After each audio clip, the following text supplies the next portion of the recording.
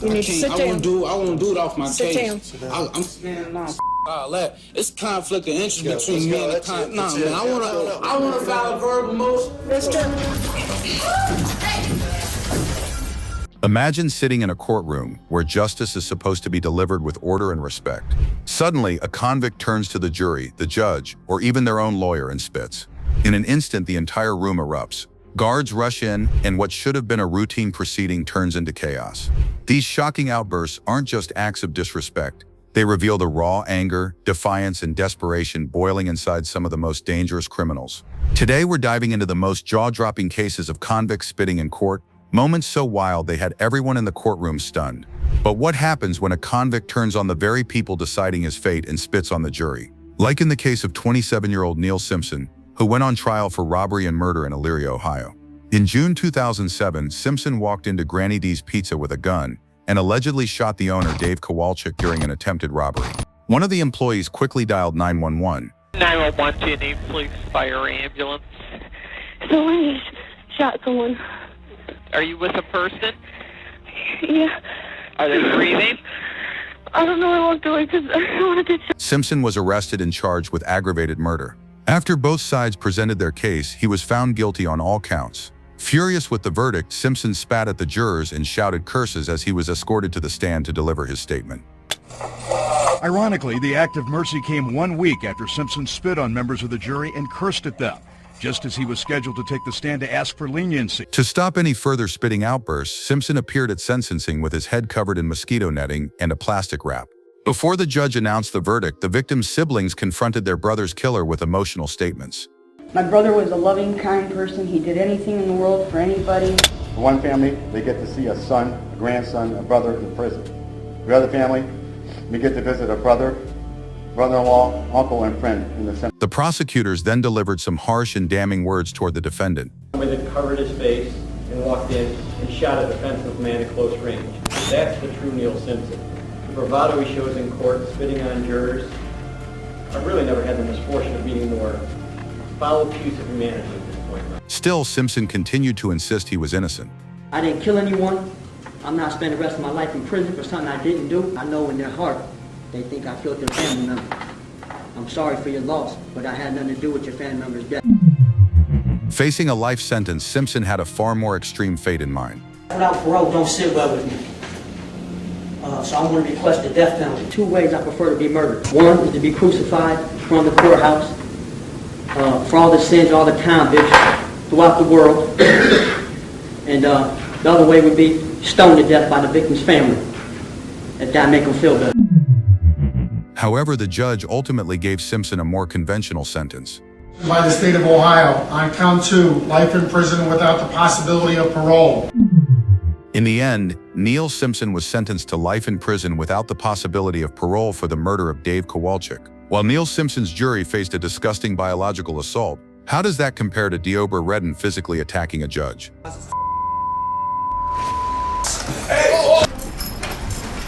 Like in the case of 30-year-old Redden, who faced attempted battery charges in Las Vegas, Nevada. He was arrested for allegedly attacking his brother-in-law with a baseball bat, and while being taken into custody, a defiant Redden spat at one of the arresting officers.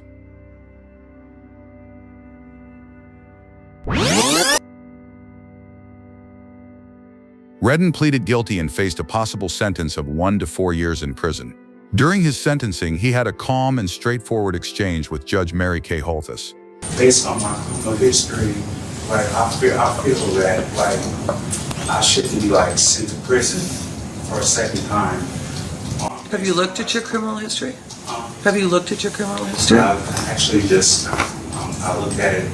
I mean, you lived it, I suppose. I just looked at it, yeah. Judge Holthus then brought up Redden's criminal history. 3 felonies, a gross, 9 misdemeanors, multiple DVs. Got a lot going on, sir. Battery on a protected person, robberies, attempt home invasion. Redden, who battled mental health issues such as schizophrenia and bipolar disorder, tried to persuade Judge Holthus that he deserved another chance. Having a dictionary, like understanding myself, getting to know myself a little better, and applying it to my personality, and having an epiphany at that moment, in those instances, and just like trying to learn from my mistakes, you know? And I feel like I shouldn't be sent to prison, but if it's appropriate for you, then you have to do what you have to do.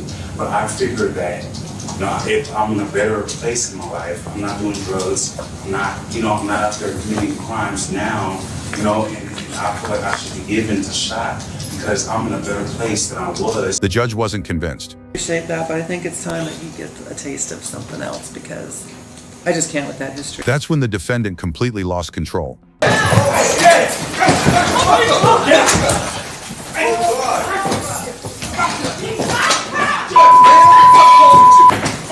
Redden leapt over the courtroom bench and charged straight at Judge Holthus before deputies were finally able to restrain him.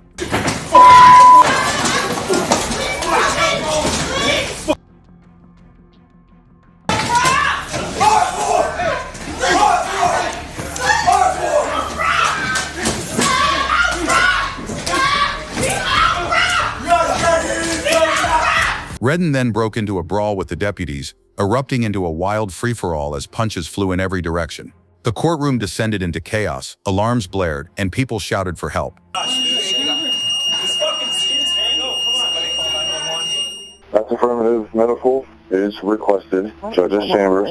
Yeah, be advised. 515's got a big laceration to his head. Judge hit her head into the wall, and I got an inmate that's bleeding up here. There's going to be a positive transport to UMC. For the marshal. I'm also going to need a biohazard cleanup for a lot of blood on the floor. Thankfully, Judge Holthus escaped without serious injuries, though it was later revealed that Redden had struck her multiple times and even yanked out portions of her hair. Just remembers saying, help, help, somebody get him off. I mean, in my head, I was completely defenseless.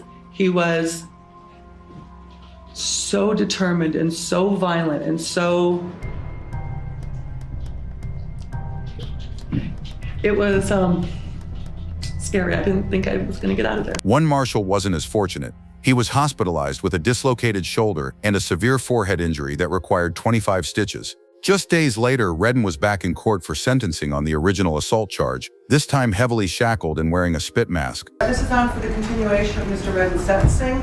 I want to make it clear that I am not changing or modifying the sentence I was in the process of imposing last week before I was interrupted by defendant's actions. In accordance with the laws of the state of Nevada, this court does now sentence you 19 to 48 months in the Nevada Department of Corrections. Redden was hit with 13 new charges for his attack on Judge Holthus, including attempted murder, battery, and extortion by threat. Charged with count 1, attempt murder, victim 60 years of age or older, a felony.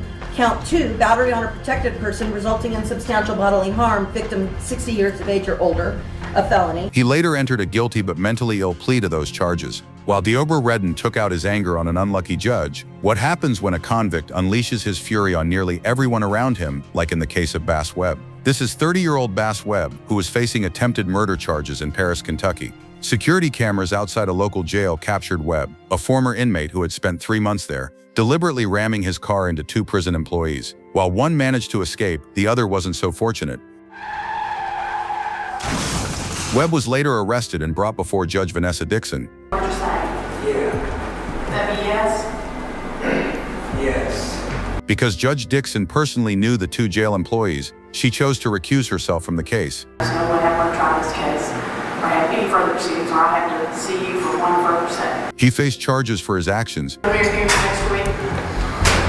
and was handed a 15-year prison sentence. We'll accept the jury's recommendation of 5 years on count 1, enhanced to 15 years pursuant to the persistent felony offender's first degree. Additionally, Webb was found guilty of attempting to murder the 2 jail employees and received a 37-year sentence, bringing his total prison time to 52 years. While serving this sentence, new evidence linked him to the unsolved murder of his ex-girlfriend Bria Ronos. To avoid the death penalty, Webb pleaded guilty and had an extra 50 years added to his sentence. 5 years later, another cold case resurfaced, this time involving the murder of another ex-girlfriend, Sabrina Vaugh. When Webb appeared in court, he had a sinister tattoo on his head displaying a hit list of people he intended to kill, including judges, prosecutors, police officers, members of the media, 3 names that had been crossed out, and several others. Despite these threatening tattoos, Webb was convicted once again. You have found the defendant guilty of the offense of intentional murder. Ultimately, Webb received a life sentence with the possibility of parole after 25 years. Bass Webb's menacing tattoos undoubtedly caused a lot of sleepless nights. For example, 39-year-old Preston Anderson, who was charged with torturing and abusing his girlfriend in Cleveland, Ohio. That this is one of the worst cases of abuse I've ever seen. According to reports, Anderson confined his longtime girlfriend in the home they shared, keeping her captive for 2 days. During this time, he poured boiling oil over her body, face, and genitals, inflicting severe burns. He heated canola oil on the stove, and he poured it on my face. He poured it on my back. She was also physically beaten, forced to perform lewd acts, and denied food, water, and access to the bathroom. He would choke me, and he broke my ribs twice. He broke my nose like 10 times. I thought I was gonna die. And he made it clear he didn't care about it. Anderson was arrested after the woman managed to escape and report him to the authorities. Given his history of domestic violence charges, his bond was set at $350,000, which did not sit well with him. His bond's going to be a $250,000 bond, cash surety or property, no contact with the victim in this matter, court supervised release, and a GPS. So if you were happen to make the bond, you're going to be on a GPS standard monitoring, which is a lockdown GPS. There is an HIV order, Mr. Sponsor. Would he waive the reading of that order? He would, Your Honor. We'll waive the reading of that order. The case is set before Judge Gallagher, Shannon Gallagher, August 21st. Thank you. Thanks, Judge. The judge summoned Anderson back and charged him with direct contempt of court. Bring Mr. Anderson back in. That's okay. You can talk away. I'm going to hold a direct contempt hearing. You know, this is a court of law, and your language and your mannerisms are not acceptable to me or anybody.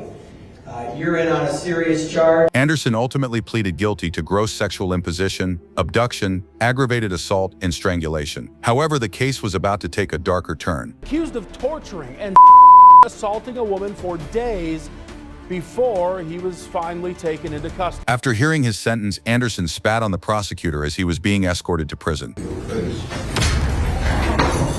He just spit on the prosecuting attorney. Are you okay? Yes. While the prosecutor wanted to move on, Judge Shannon Gallagher took a moment to offer support.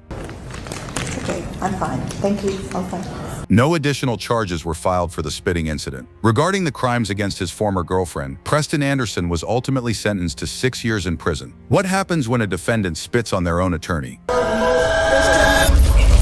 For example, 19-year-old Cante Hunter was accused of murder and attempted murder in Louisville, Kentucky. In 2012, Hunter allegedly broke into the home of 21-year-old Jesse Williams and shot him and his girlfriend while they were asleep. Williams was killed instantly, while his girlfriend survived. Hunter was arrested and charged with murder, attempted murder, and tampering with physical evidence. During his pre-trial hearing, the defense tried to suppress a statement Hunter had given to police after the shooting. Who was a juvenile at the time, the case law does support, and just our own common sense knows that juveniles have a lowered understanding, a lower intelligence when it comes to legal rights and things of that nature.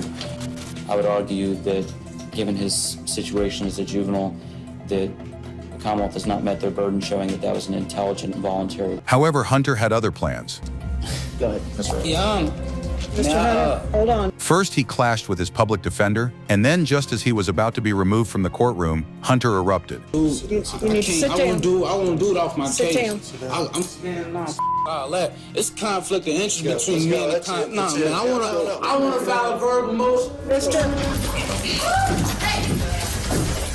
In a furious outburst, Hunter spat on his own lawyer and swung his handcuffed arms at him. Before deputies could restrain him, the defiant defendant was far from finished. Let's go. I'm coming to my next court date, dog. Spit in your face.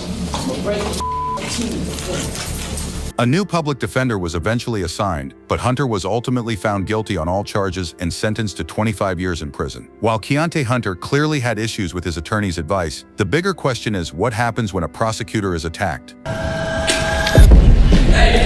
Hey, none of that. Cletus Robbins Jr., for instance, in the case of Cletus Robbins Jr., who was appearing for his sentencing in a court in Harlan, Kentucky following a 3-day trial, the 59-year-old was found guilty of numerous violent crimes. The defendant is guilty of 1, kidnapping with serious physical injury, 2, robbery in the first degree, assault in the second degree, unlawful imprisonment, wanton endangerment, first degree, and being a persistent felony offender, first degree. As the judge read through his extensive list of convictions, Robbins repeatedly turned to glare at the prosecutors, an action defendants are strongly advised against in court. Commonwealth will request the court give notice to the defendant not to communicate with the Commonwealth. Yeah, it's just don't deter. However, this was one warning that the defendant chose to ignore.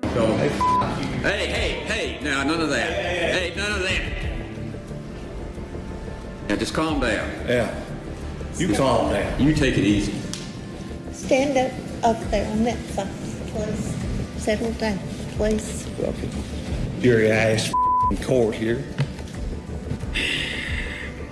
Listen, buddy, I'm too old for this. Hey, I'm too old for this too.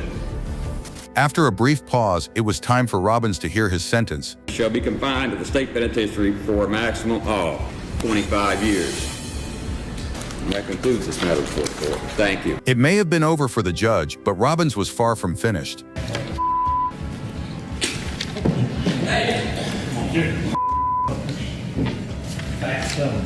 Robbins cursed at the prosecutors and hurled a ball of spit at them before being escorted out of the courtroom, making one final threat as he left. The court has that on record. We know that that was a threat, and we will be saving that record for possible criminal charges. However, no extra charges were brought for the incident, and Cletus Robbins Jr. was ultimately sentenced to 25 years in prison. Next, we head to Wichita, Kansas for the sentencing of Michael Gaines. He was convicted of battery against a law enforcement officer, and now Gaines stands before Judge Rebecca Pulla. All the evidence shows that you deliberately Yeah, I know. the words were that you deliberately were hawking up. I didn't hop up no saliva, okay? And you're gonna believe those lies. That's what I'm talking about. I didn't hop up no saliva. You're gonna believe a lie because they wearing uniform. Who addresses him about his actions. The judge tries to restore order to the proceedings. Gaines shows no sign of backing down from the judge. You ain't gotta scream at me. You gonna raise your voice at me? Oh my God. But that's nothing compared to what he has planned for Assistant DA Kevin Oon. Raise your voice to me, I raise my voice to you. You just in a row. I appreciate Mr. Gaines making my point. You punk, maggot mother. And I don't think I have to take insults from Use it. tough guy now. Use it. But I think Use it. You'll be a after I get serious, I think Mr. Gaines is I'm ready to go. I'm ready to go.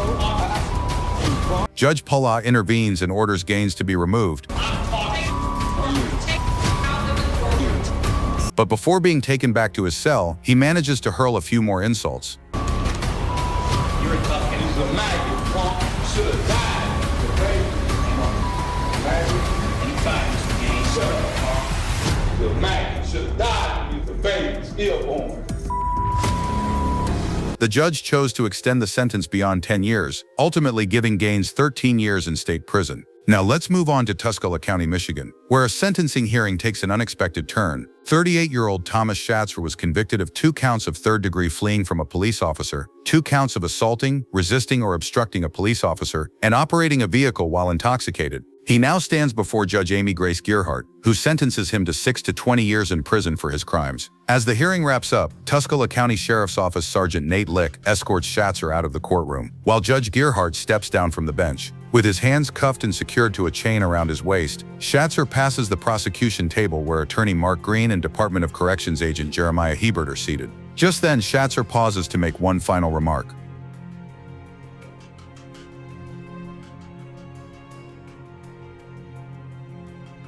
According to arrest records, Schatzer cursed at Prosecutor Green and angrily knocked down the plexiglass divider between him and Hebert. A struggle quickly broke out with Officer Rodney Birch rushing in to help as Sergeant Lick put Schatzer in a headlock. Birch grabbed Schatzer's left arm as the 2 officers tried to subdue him. Meanwhile, Corrections Agent Hebert attempted to grab his leg, but Schatzer kicked back in resistance. The defendant kept resisting while bystanders looked on. Lick brought Schatzer to the floor in an effort to subdue him as additional officers rushed into the room to assist. Eventually, a pair of leg cuffs was brought in and officers made another attempt to move Schatzer. But once again, he resisted, this time making hacking sounds as though preparing to spit. After 6.5 minutes and the combined efforts of 12 law enforcement officers, Schatzer was finally lifted and forcibly removed from the courtroom. Out in the hallway, he was secured in a restraint chair for transport to the county jail. Additional charges are expected to be filed against him for the courtroom scuffle. He remains incarcerated, and this incident, along with others earlier that year, prompted Judge Gearhart to request increased funding for courthouse security. Next, we head to Tampa, Florida for a sentencing hearing involving 46-year-old Teddy Baltimore Smith, who was convicted of manslaughter in the road rage death of 56-year-old Gilbert Cerna. The incident took place a year and a half earlier when Smith was stopped at a red light. In the next lane, Gilbert, sitting in the passenger seat of a truck, accidentally spat out the window, hitting Smith's BMW. Gilbert quickly apologized, explaining it wasn't intentional, but Smith became furious. He got out of his car, struck Gilbert with a flip-flop, and threw food at him. As the argument escalated, Smith went back to his car, retrieved a knife, and stabbed Gilbert in the chest, slicing through his heart. Smith then fled the scene, but Gilbert's co-worker and the truck's driver, Jeffrey Hunter, pursued him while calling 911.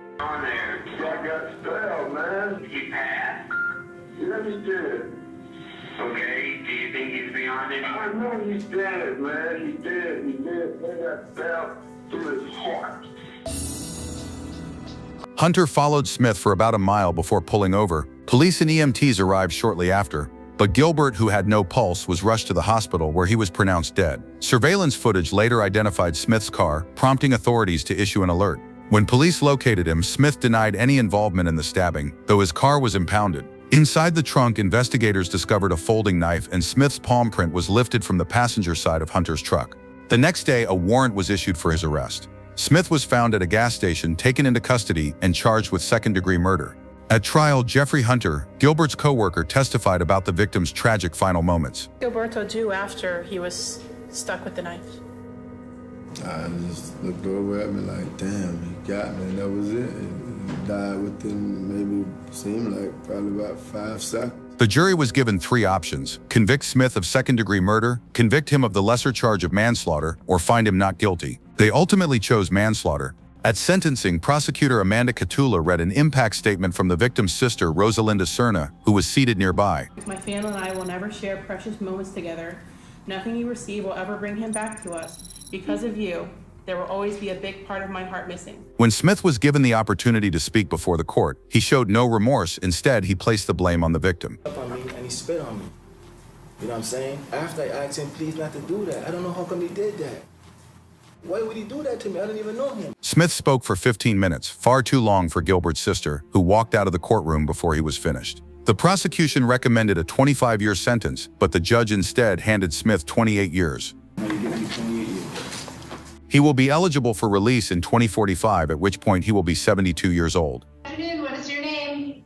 Philip Conklin. Next, we head to Ypsilanti, Michigan for an arraignment hearing. 35-year-old Philip Conlon has been charged with arson and assault with intent to commit murder. According to police, the day before, Conlon was staying at his sister's house, where he was supposed to be babysitting her 4 young children. Instead, he allegedly set the home on fire while the kids were still inside. Neighbors called the fire department, who quickly extinguished the blaze, and thankfully none of the children were hurt. Conlon was arrested and formally charged. Today he appears before Judge Tamara Gard to determine whether he will be granted bond. Count 1 alleges that you did make an assault upon the intent to commit the crime of murder. Do you understand this first charge? No, I don't. That's Okay, so I'm not asking if you agree or if you disagree with the charge. I'm asking if you understand that's what you've been charged with. No, I don't. I understand. You don't understand? No. Okay, so then we will go through that word by word. It alleges that you did that with intent, that you were going to accomplish the crime of murder. Do you understand that? No, I don't. You guys are ridiculous. Sir, do you understand what the charge is? Not do you agree with it, but do you understand what she Sure, says? I do. Yeah, you guys are out of your minds, though. So the maximum penalty for that charge, it's a felony. It's life or any number of years. So do you understand that maximum penalty? Yes. After reviewing the arson charge, the judge turned to prosecutor Jessica Blanche for the state's bond recommendation. Asking for a $50,000 surety bond in this case. The defendant allegedly took gasoline, poured it all over a house that housed children, and said he was going to burn the house down. The door was locked where the children were. The police had to come in and retrieve the children from the locked door. If he does post that, I'm asking for a GPS tether, a no-go to that address where the children were at. The kids were not at the house at the time of the incident. Right? She's wrong. You have the right The to kids remain left silent. to their grandmother's house. They were gone. The judge disregarded Conlon's outburst and proceeded with her decision on bond. The information that's been presented to me, I'm concerned for the safety of the family involved here, and I'm concerned for the safety of the community at large. Yeah. Are you done? Didn't do anything wrong. Okay, so your bond is gonna be $150,000 Take cash. that 150,000, shove it up your ass. Thank you, sir. You're all set. You can let the jail staff know you're. Before leaving, Conlon made one last remark to the court.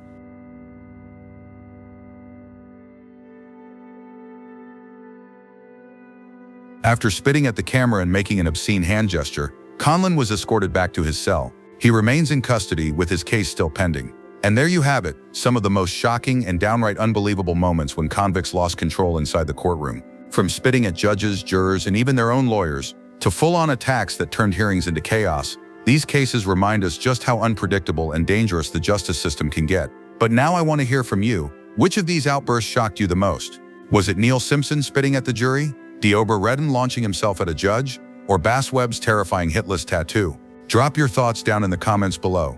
I'll be reading them. If you enjoyed this video, make sure to smash that like button, subscribe if you haven't already, and turn on notifications so you never miss our next deep dive into the wildest courtroom moments caught on camera. Thanks for watching, stay safe, and I'll see you in the next one.